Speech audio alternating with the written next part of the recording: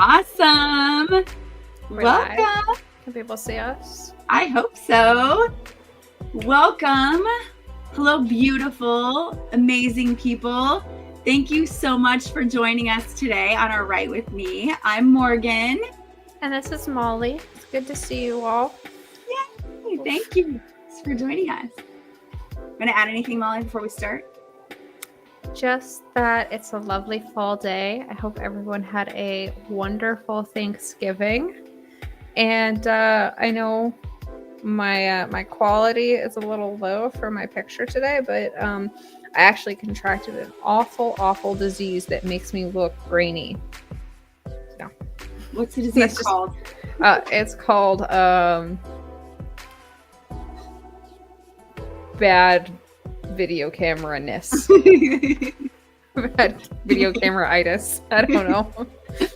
Well, that goes perfect with our theme today. So we're talking about killing our darlings and fall. And so if you're here for the first time, welcome. We do a little writer's tip and life tip, and then we go through 3 different writing and productivity sessions where you can write or create or listen, or just enjoy. Today, we're going to go on a nature walk and celebrate the beautiful turning of the leaves as we move into winter, which leads us kind of to our theme. Hi, Reed. Which leads us to our theme. So our theme today is kind of this idea. It was originally a Taoist theme. Let's see if we can get it up. And it is this idea of that every season has a time for something. And so in the season of fall, we're listening to the leaves fall or drop or turn or die. And so an old literary reference back to the Bible, in Ecclesiastes 3:1-8, it reads, "For everything there is a season, a time for every activity under heaven, a time to be born and a time to die." Today, we're going to talk about writers need to kill our darlings. And I think this is sometimes some of the hardest things because there are darlings for a reason. And not just in our writing, but in our lives. And so how do we decide when it's time to get rid of something in our novel? Molly, what kind of advice would you give people for that?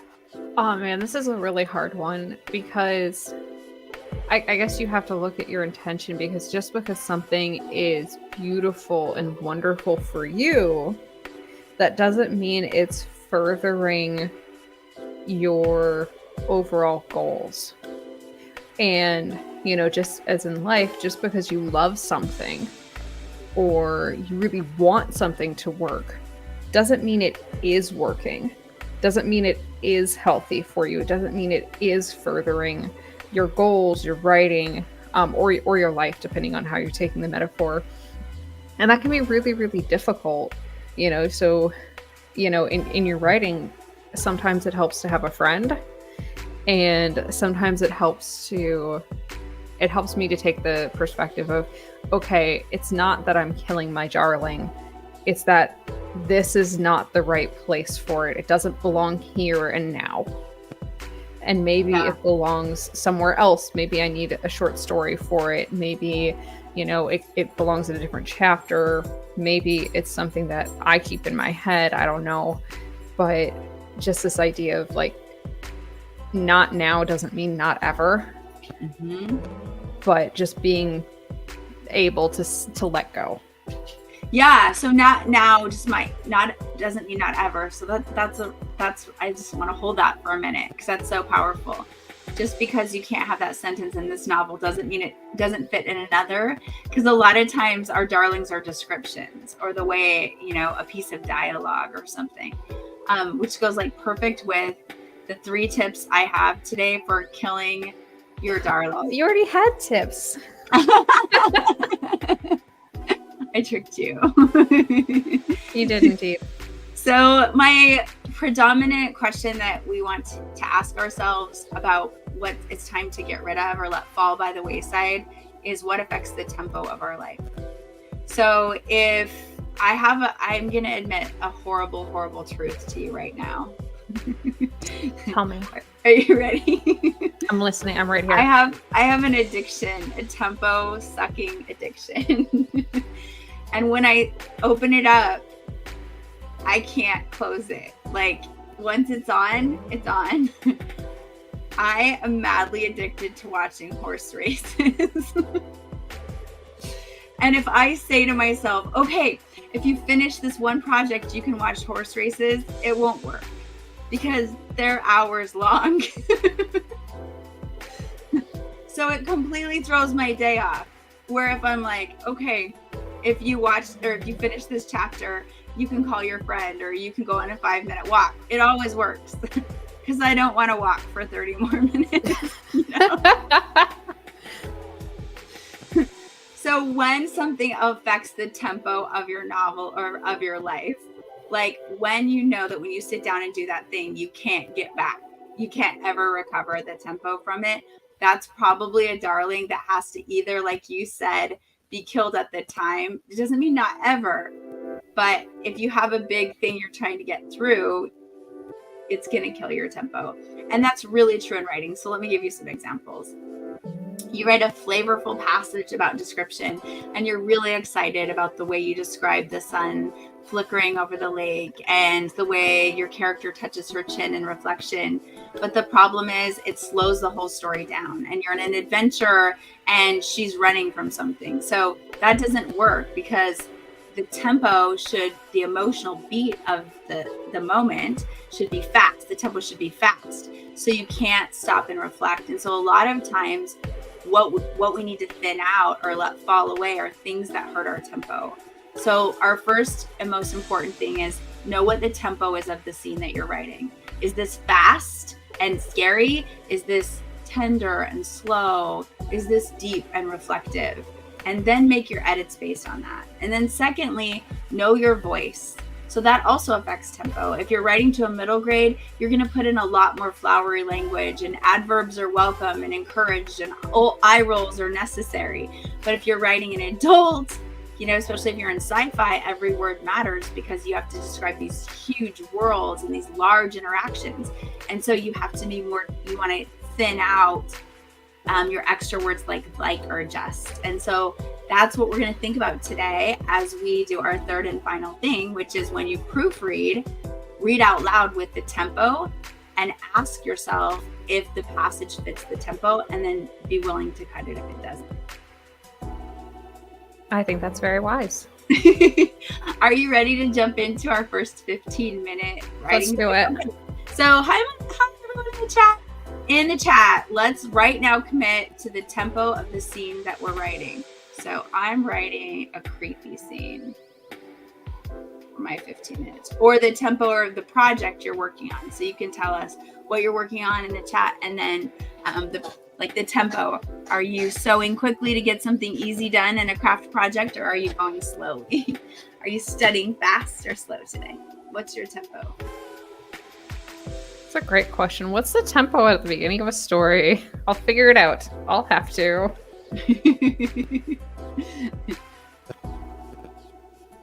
And you have to share it with us. We're all waiting. Oh.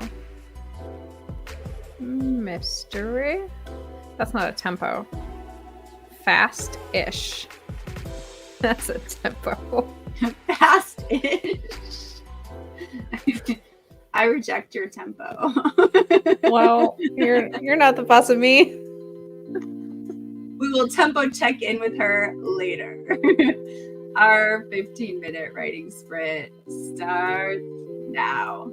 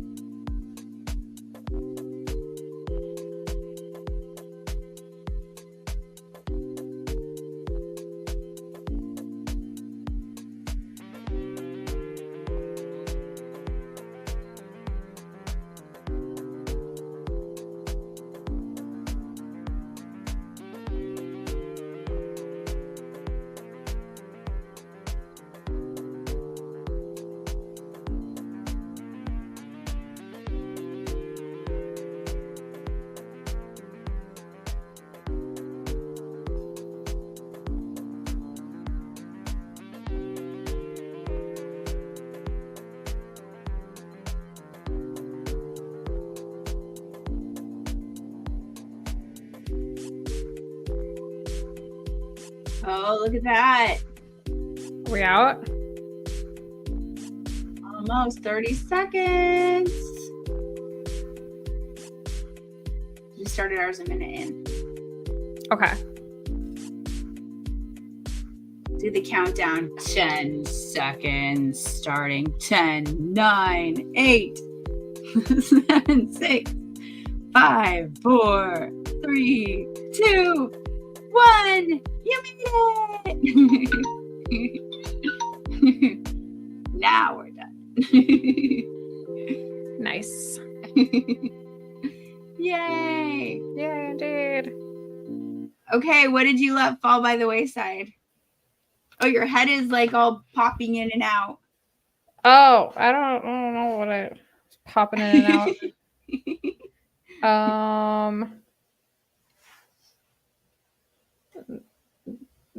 You have to lean in. Nothing yet. Lean in. Lean into the tempo, Molly. I was just working on something. It's a new project, so I'm not quite in the letting things go yet, since I'm still assembling. So you're still like trying to figure out the tempo itself. Yeah. Yeah. So like where I'm like at the point where I'm like, that slows it down. That slows it down. You're at the point where you're like building all the cushions around it. Yeah. Yeah. Like I'm sort of, throwing things at the wall, seeing what's sticking. Spaghetti, hopefully well cooked. Yeah. And then I'll have to take things out later. I love this. I love it. We're working on Christmas projects and stories. Tell us in the chat what tempo, how did it go? I ended up in research, so that was fun. So I was letting go of a bigger story area, which meant I needed to do a little more research so that I could drop some side parts away. And so I ended up actually doing deeper research so that I could let go of some surface stuff to hold on to some deeper stuff. I get what you mean. So let's, for our 5-minute break, do we want to do some stretching, get some water? What tempo do we want this break to be? I'm sorry, I'm trying to do 5 minutes, but you're like, do it, wipe it. That's funny.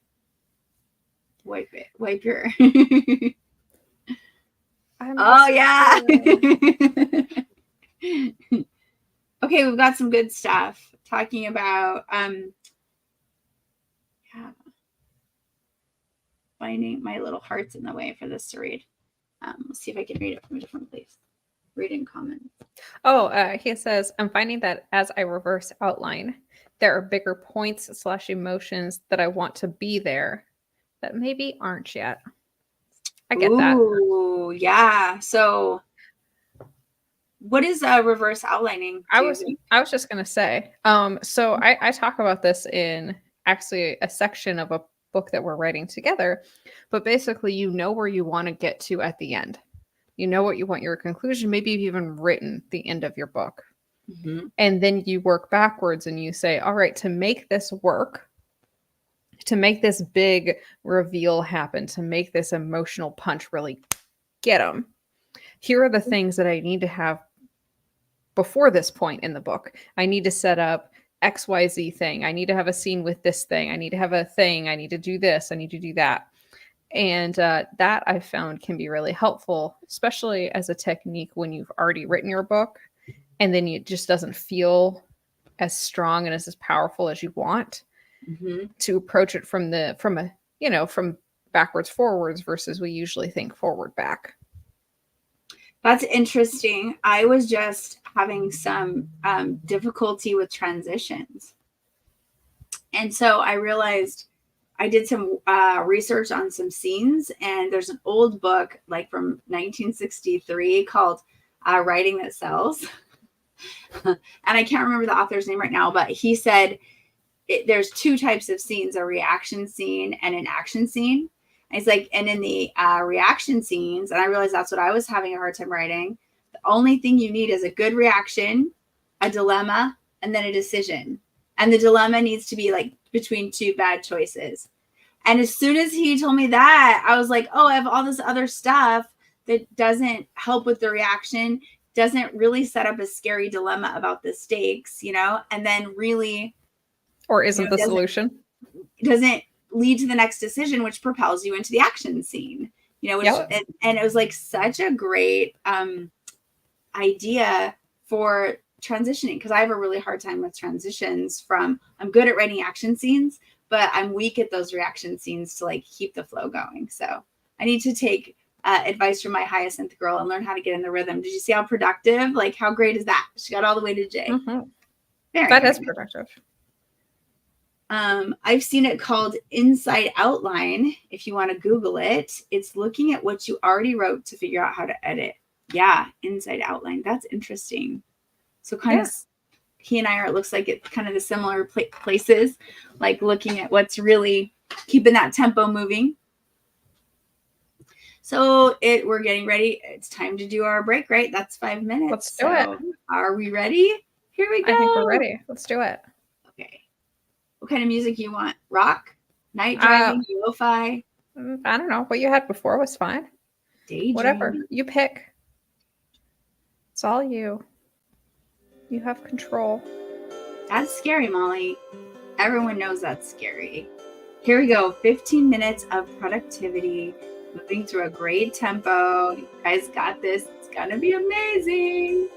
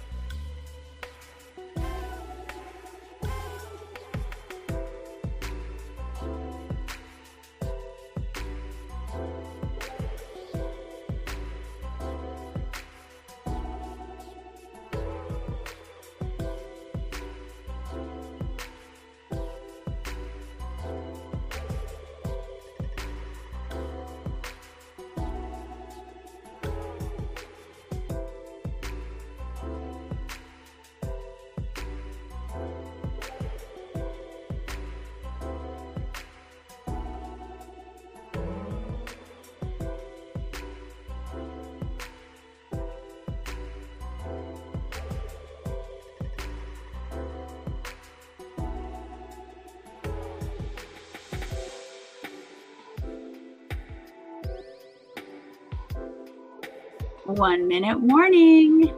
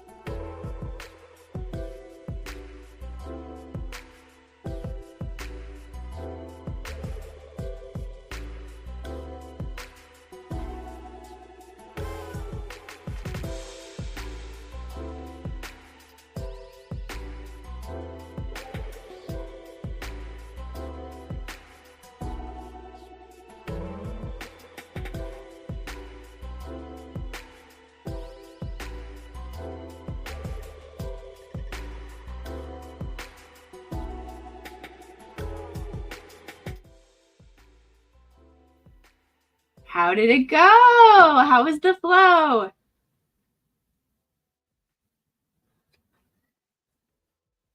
Molly, you're muted. That is true. I am muted. I was going to say I released one of my darlings. I cut it away. Oh, yeah. You kept with the theme. I love it. Yeah. I realized it wasn't working. It's not what I needed to convey. It needed to go. I needed to change it to something else. Just didn't fit. Didn't fit with your life. Didn't fit with the tempo. Didn't push the message. I love it. Yeah. Very good. Cool. All right. What else? What other amazing tips and tricks did you learn? You looked like you were really in the zone. I felt in the zone. It was good. I'm working on my newest project, which nobody has seen yet. 0 people have seen yet. But maybe Morgan and my writing club might see on Thursday. Yay! And then you'll get to look at it and be like, what is this? And I'll be like, I love getting to see your stuff for the first time. It's always so amazing. I'm so glad you reminded me because we need to submit and read for that. Mm-hmm. That's true. So, yeah, I'm trying to polish this up and I'm going to send it tonight. But I definitely expect all of you to be like, what have you done? Why did you do this? Okay, I can't decide if I'm terrified or really excited. A little bit of A, a little bit of B. I'm not sure what I am either. Right? I love it. How did your stuff go? I mean, I'm that is so funny because a couple of our writing friends are here and one of them just DM'd me and they're like, yeah, you two better submit. We have the best writing friends in the universe. I am finishing my middle grade that will be published and released in March. So I'm really excited. I'm in the last 30 pages of final, I wouldn't call I guess they're copyright edits because they're not developmental anymore. And I've had several line by line passages, but there's scenes where the reactions weren't authentic enough. And I think is common for a lot of us. We struggle. We'll go action, action, action, action. And if we reflect, we either reflect too long and drag the tempo down or don't reflect maybe on the right thing that pushed the characterization forward. Yep. So I'm reading for characterization. So the dialogue is consistent because I have 5 main characters. So I'm reading for that. And then I'm reading for reactions. So yeah, you bring up an interesting point. I think, a lot of times people talk about developmental edits and then they talk about line by line edits, but there's a whole lot of middle ground. There's other edits that have to happen in between there. Which they kind of lump into what's called copyright edits. And that you mean copy edits? What? Do you mean copy edits? Yeah, what did I say? Copyright edits. Just make sure you can't talk about and Kleenex my editor's or quote in the any chat songs. right now watching, right? No worries. So my editor's like, good job. You They'll really know catch what it. you're doing. I know. That's for them to catch it in your writing. That's what's so fun. Yeah. Okay, we have 1 minute left of our break. So got a drink, stretch. Let's do any kind of stretches. Oh my gosh, I would love to give you guys autographed copies. I can't wait. You know what we're doing that's so fun, Molly? I just have to share. Tell me. So my publisher came up with this genius idea to do book parties because it's a middle grade for 5 girls on a treasure hunt. Mm-hmm. So my best friend has a little girl who's 9 and loves the book, and her name is the main character in the book. So we're doing book parties that have treasure hunts. And so they read the books with their moms, and then they come and they do a party, and I have the whole party plan, and it's so fun. And that sounds like a lot of fun. So we've been planning our book parties, and then I'm like, oh, I got to get that. It's done. I am so excited for your debut novel. Oh, you're amazing. And with That's that, great. We get to go work on it for our last sprint, right? Yeah. So here we go. Let's do it. All right. Getting the music on. We're going to go to Feeding the Ducks is our music to start with. Hey, everybody.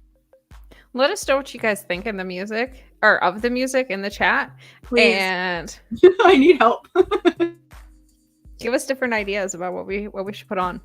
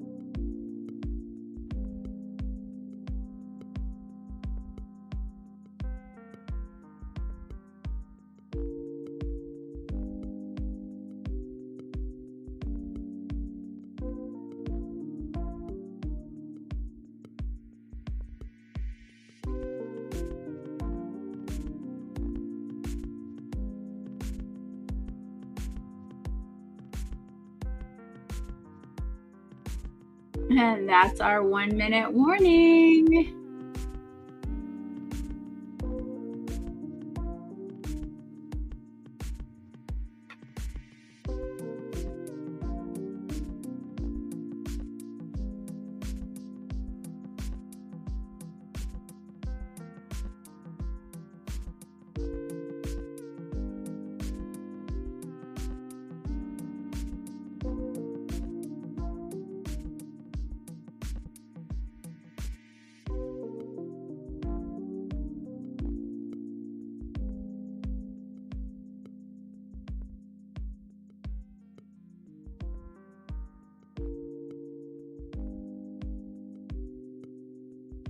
Ten seconds to go.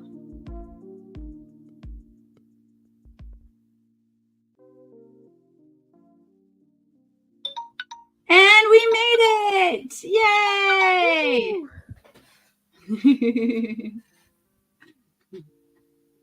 Yay! Thank you everyone for staying with us. I hope you got a lot done. Molly, let's check in. How did you do? I did really well. And I think my final kind of comment for today, right? The theme is letting go, leaving our darlings behind, that kind of thing. I want to leave with, it can be scary to cut. It can be scary to say, I wrote this beautiful thing, but it doesn't serve the purpose right now. It doesn't belong here. I have to get rid of it. That can be scary, but when you do it, it can also sometimes be freeing.